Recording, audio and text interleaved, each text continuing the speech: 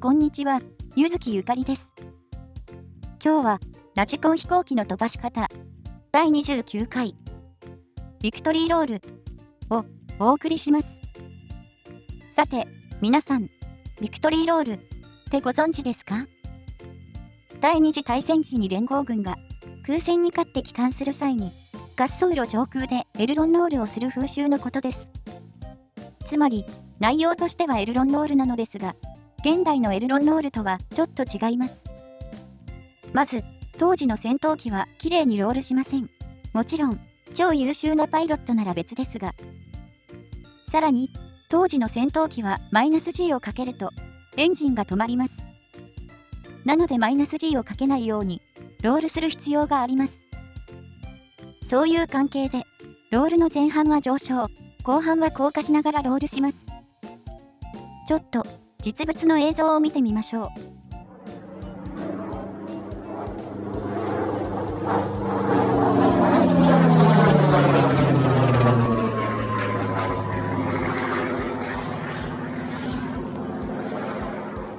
う。動きがわかりましたか？前半は上昇、後半は降下しましたよね。エルロンロールなのですが、現代とは軌道が違うので、あえてビクトリーロールと呼ぶことにします。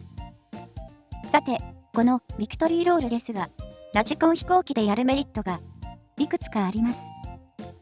終始プラス G で起動するので、基礎の操作で延期可能です。あと、先ほど言った通り、対戦機のロールはあれが正しいのです。したがって、対戦機のスケール機で綺麗にロールすると台無しです。そう、対戦機は綺麗にロールしたらダメなんです。対戦機で綺麗なロールをしたら、葵ちゃんに怒られますよ。さて、実際にラジコン飛行機でやってみましょう。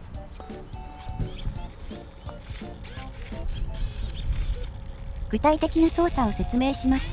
ロールしている最中、常に操縦桿を引き続けます。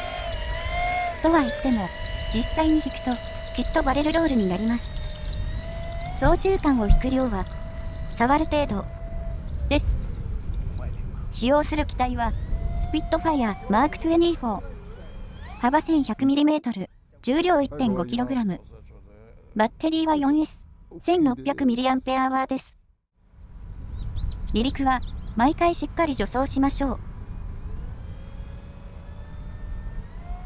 ちゃんと尻尾を持ち上げて助走しないとダメですよ。風は、右から左へ2メートルです。気温は26度 C。ギアアップ。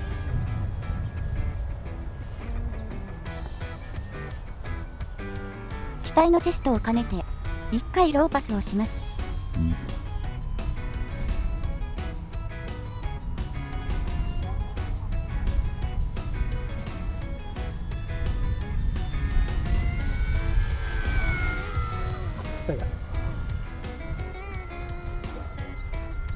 挑戦1回目です。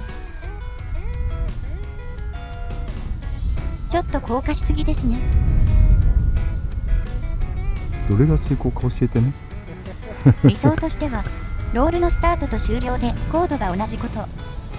ロール終了時にちゃんと水平になっていること。2回目の挑戦です。良い感じですね。先ほどの基本を実現しつつ、なるべく優雅に、そしてゆっくりとロールしましょう。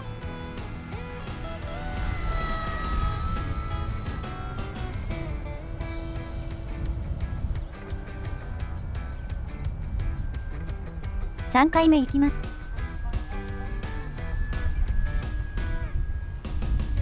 良い感じでしょう？対戦機でロールするならこうしないとダメです。せっかくなので、操縦桿の操作の様子も見ましょうね。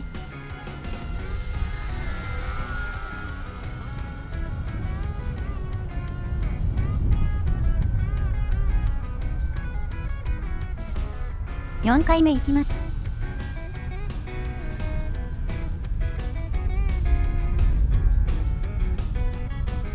これはうまくいったんじゃない？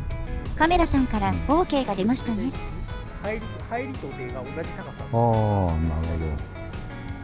この機体の現在のセッティングですが、操作の映像を見るとわかりますが、頻繁に操縦桿を押してますよね。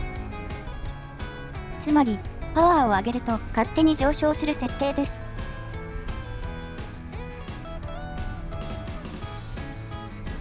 ちょっと出がしたかったね。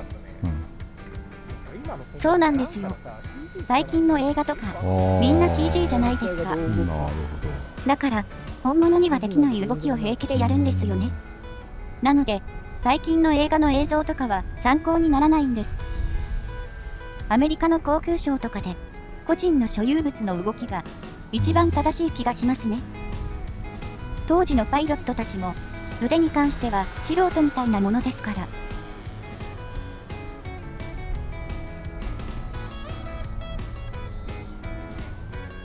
これで何回目の挑戦でしょうか？本当は左右両方でロールした方がいいのですが、失敗してバレルロールになった時にどこに飛んでいくか不明確なので、至近距離でこれをやると危険です。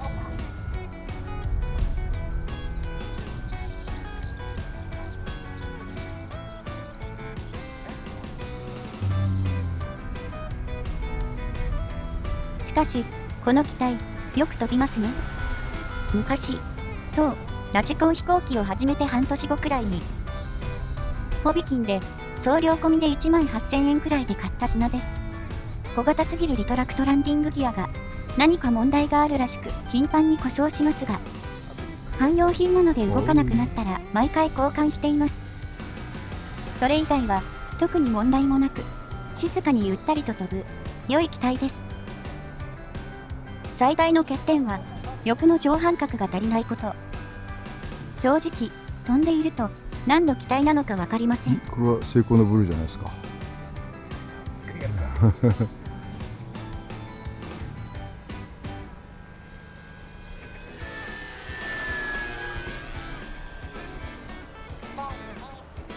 飛行時間5分です。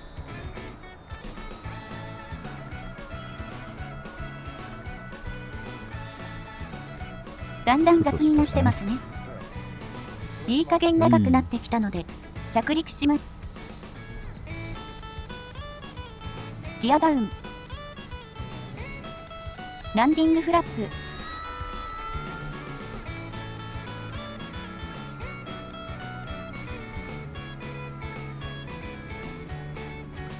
ターンレフト360、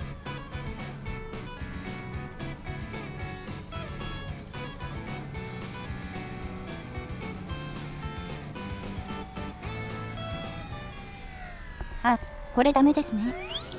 ちょっと危なかったです。